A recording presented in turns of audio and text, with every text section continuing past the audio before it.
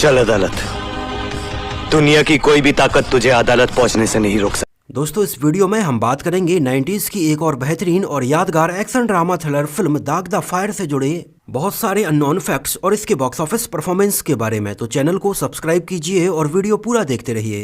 Film दाग the fire का नाम सुनते ही सबसे पहले हमारे जहन में संजय दत्त अपने हाथों में एक बड़ी सी बंदूक लिए हुए मुंबई की सड़कों पर बेतहासा दौड़ने वाली इमेज सामने आती है। इसके अलावा चंद्रचूड़ सिंह की नसीली आंखें, फिल्म के बेहतरीन गाने और महिमा चौधरी के डांस स्टेप्स सामने आते हैं। आज से लगभग 22 साल पहले 12 फरवरी सन 1999 को रिलीज हुई फिल्म दाग द फायर ऑडियंस के लिए और बॉलीवुड के लिए एक यादगार फिल्म रही।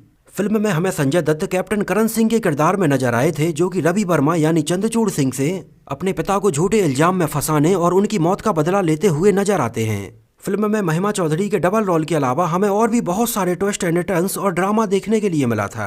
इन तीनों के अलावा हमें फिल्म में सपोर्टिंग रोल में शक्ति कपूर, सचिन खेड़ेकर, जॉनी लीवर, राज बब्बर और शिवाजी सटम जैसे एक्टर्स नजर आए थे। डायरेक्शन की कमान संभाली थी बॉलीवुड 90s के one of the best director Raj Kanwar ने, जो कि इसके पहले भी बॉलीवुड की बहुत सारी यादगार फिल्मों को डायरेक्ट कर चुके थे, जिनमें दीवाना, लाडला, कर्तव्य, जान, जीत, जुदाई और इतिहास जैसी फिल्में शामिल हैं। और दाग द फायर के बाद भी बादल, हर दिल जो प्यार करेगा, 2.5 अक्षर प्रेम के और अंदाज जैसी कई फिल्में शामिल हैं। फिल्म की स्टोरी भी राज कंवर ने लिखी थी, डायलॉग्स लिखे थे जिनेंद्र जैन ने, स्क्रीन प्ले लिखा था रॉबिन भट्ट और आकाश खुराना ने, और फिल्म में बेहतरीन म्यूजिक था राजेश रोशन का। इंद्रजीत फिल्म्स के बैनर तले बनी इस फिल्म में गानों के सारे वर्जन्स को मिलाकर टोटल 9 गाने रखे गए थे। और उस टाइम पर जैसे ही फिल्म की ऑडियो कैसेट रिलीज की गई तो फिल्म के सारे गाने लोगों ने बहुत ज्यादा पसंद किए। आप में से भी शायद बहुत सारे लोगों को वो ऑडियो कैसेट और टेप का जमाना याद होगा, जब इंडिया में लोग इंटरनेट के बारे में बिल्कुल भी नहीं जानते थे और यूट्यूब की तो शुरुआत भी नहीं हुई थी। उस टाइम पर किसी नई फिल्म की ऑडियो कैसेट रिलीज होने के टाइम पर लोगों के मन में एक अलग ही एक्साइटमेंट होता था, और उस टाइम पर ऑडियो कैसेट में सुने गए गाने फिल्म के प्रमोशन का एक बहुत बड़ा जरिया होता था। उस टाइम पर जिस फिल्म का म्यूजिक एल्बम अच्छा होता था उन फिल्मों को लोग थिएटर में जाने का मन बनाते थे। इस वजह से उस टाइम पर आपने शायद ये बात नोटिस भी की होगी कि ज्यादातर फिल्मों के गाने उस टाइम पर अच्छे ही रखे जाते थे, जिससे कि लोग इस फिल्म को सिनेमा घर में देखने के लिए आ सकें, जो चीजें आज के टाइम पर बॉलीवुड की फिल्मों से एकदम मिस हो गई हैं। खैर चलिए, इस बात को यहीं पर छोड़ते हैं और अपनी फिल्म दाग द फायर की बात करते हैं।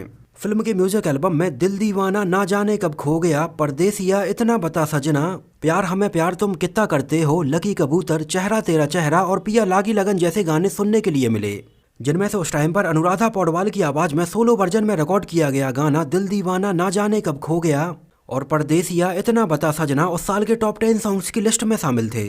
अनुराधा पौडवाल के अलावा गानों में और आवाजें थीं उदित नारायण, अलका याग्निक, कुमार सानू, सुखविंदर सिंह और जसपिंदर नरूला की, और फिल्म के मीनिंगफुल लिरिक्स लिखे थे समीर ने।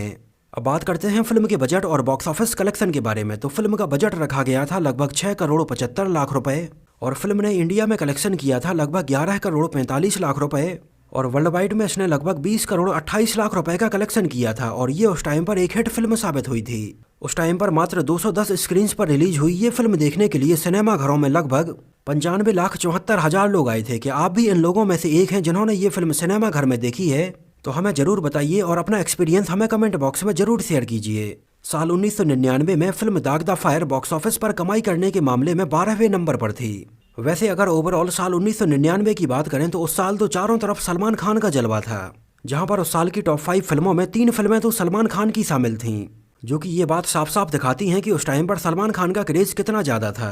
इस साल पहले नंबर पर फिल्म थी हम साथ साथ हैं, दूसरे नंबर पर थी बीबी नंबर 1, तीसरे नंबर पर थी हम दिल दे चुके सनम, चौथे नंबर पर थी ताल और 5वें नंबर पर थी सरफरोश। वैसे सन 1999 में शाहरुख खान काफी पीछे थे, जहां पर उनकी सबसे ज्यादा कमाई करने वाली फिल्म बादशाह थी, जो कि उस साल 10वें नंबर पर थी। फिल्म दाग द फायर को IMDb पर 4.8 आउट ऑफ 10 रेटिंग मिली हुई है। फिल्म दाग the fire director Raj Kanwar की बतौर प्रोड्यूसर दूसरी फिल्म थी। हालांकि एज अ डायरेक्टर तो राज कंवर इसके पहले बहुत सारी फिल्मों को डायरेक्ट कर चुके थे, लेकिन सन 1997 में आई अजय देवगन और ट्विंकल खन्ना की फिल्म इतिहास से उन्होंने बतौर प्रोड्यूसर भी अपना सफर शुरू किया था। हालांकि उस टाइम पर बतौर प्रोड्यूसर उनकी पहली फिल्म इतिहास बॉक्स ऑफिस पर कुछ खास सफल नहीं हो पाई थी।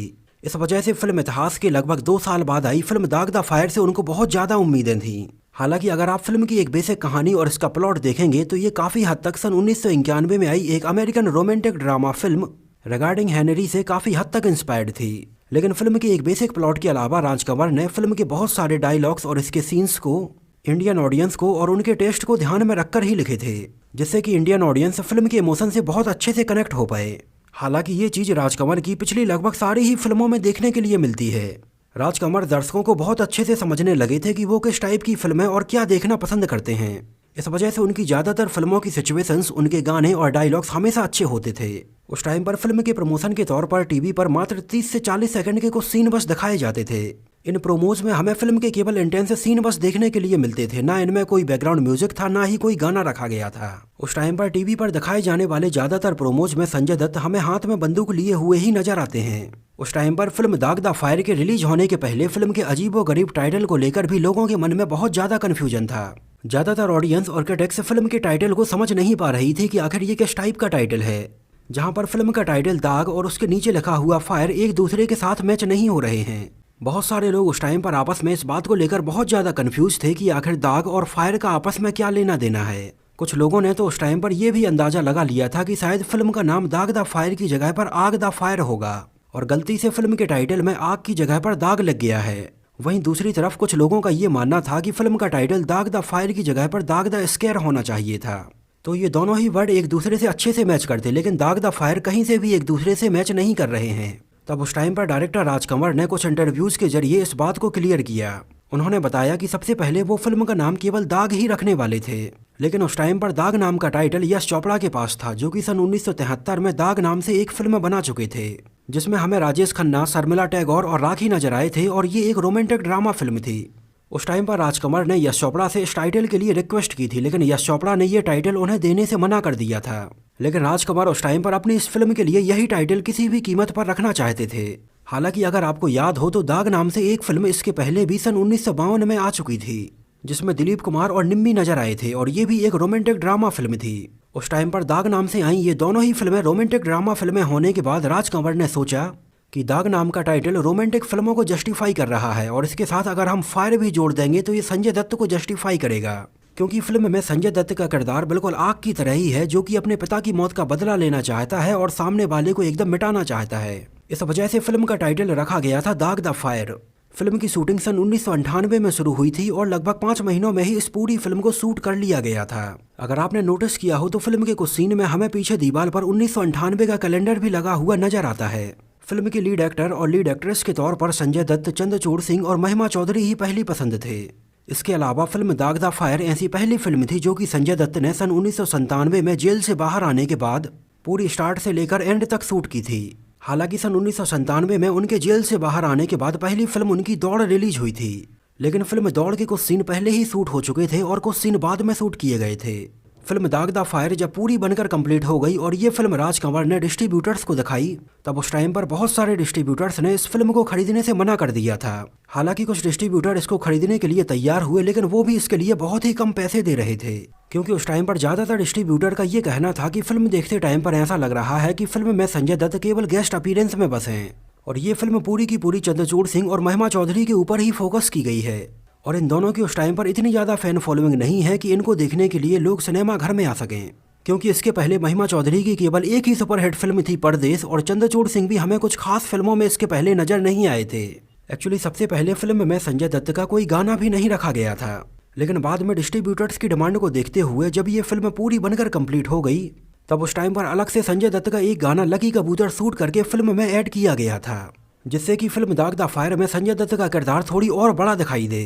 इसके अलावा पहले फिल्म का क्लाइमैक्स भी राजकमल ने थोड़ी अलग तरह से प्लान किया था, लेकिन बाद में संजय दत्त की डिमांड को देखते हुए फिल्म का क्लाइमैक्स पूरा का पूरा संजय दत्त के ऊपर ही फोकस किया गया था और इस तरह से फिल्म में संजय दत्त के ऊपर फोकस करते हुए कुछ सीन रखे गए थे और फिल्म में उनके किरदार को थोड़ी बढ़ाया गया था।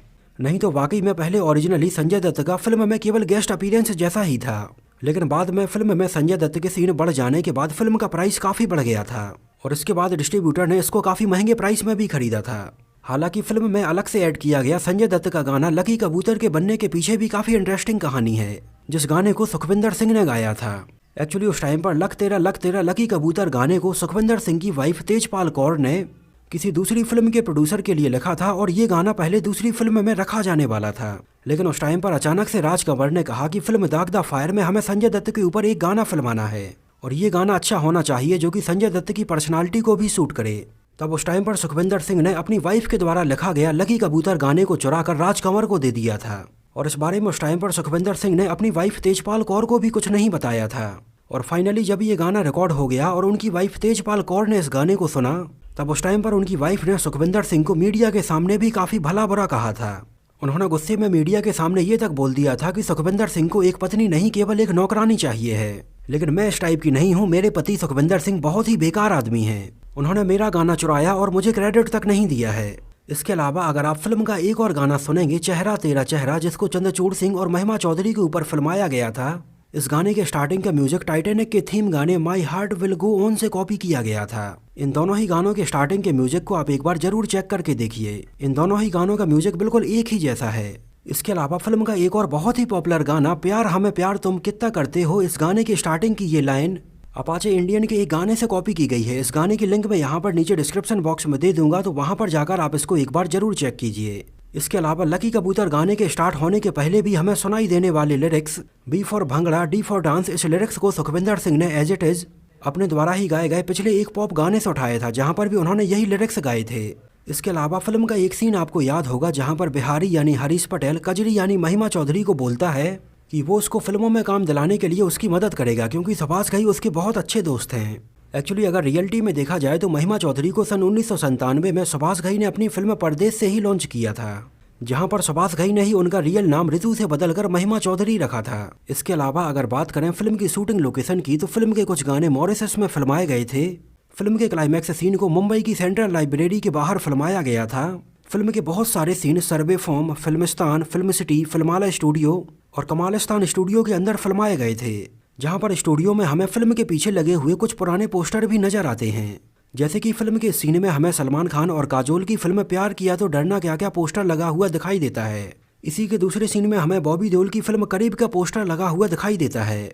इसके अलावा डायरेक्टर राजकंवर की ज़्यादातर फिल्मों में अगर आपने फिल्म के मेन हीरो और हीरोइन के नामों को अगर नोटिस किया हो, तो उनकी ज़्यादातर फिल्मों में हीरो का नाम करण और हीरोइन का नाम काजल होता है। फिर चाहे राजकंवर की फिल्म जान हो, जीत हो या फिर उनके द्वारा डायरेक्ट की गई कोई और फिल्म हो, आपको उनकी ज़्यादातर फिल्मों में करण और काजल में से एक नाम तो जरूर देखने के लिए मिलेगा। एक्चुअली राजकंवर को करण नाम इतना ज़्यादा पसंद है कि उन्होंने अपने बेटे का नाम भी करण राजकंवर ही रखा था, जो भी फिल्मों में अभी एक्टिव हैं। हालांकि उनके पिता राजकंवर की सन 2012 में मृत्यु हो गई थी और उनके बेटे करण राजकंवर ने सन 2014 में लकी कबूतर के नाम से एक फिल्म प्रोड्यूस की थी, और फिल्म का ये टाइटल उन्होंने अपने पिता की फिल्म दाग द फायर के गाने लकी कबूतर से ही रखा था। तो दोस्तों, ये तो बात हुई फिल्म दाग द फायर से जुड़े बहुत सारे अननोन फैक्ट्स के बारे में। मुझे तो ये फिल्म बहुत ज़्यादा पसंद आई थी और इसके गाने मुझे आज भी बहुत अच्छे लगते हैं। आप लोगों का फिल्म के बारे में क्या कहना है और ये फिल्म आपको कैसी लगी थी, हमें कमेंट में जरूर बताइए। और अगर ये वीडियो आपको पसंद आया हो, मेरी मेहनत आपको पसंद आई हो, तो इसको प्लीज़ लाइक करके मुझे इस बात का जवाब जरूर दीजिए। तो मिलते हैं किसी नए वीडियो में किसी नई मूवी से जुड़े बहुत सारे अननोन फैक्ट्स और ऐसे ही रोचक बातों के साथ।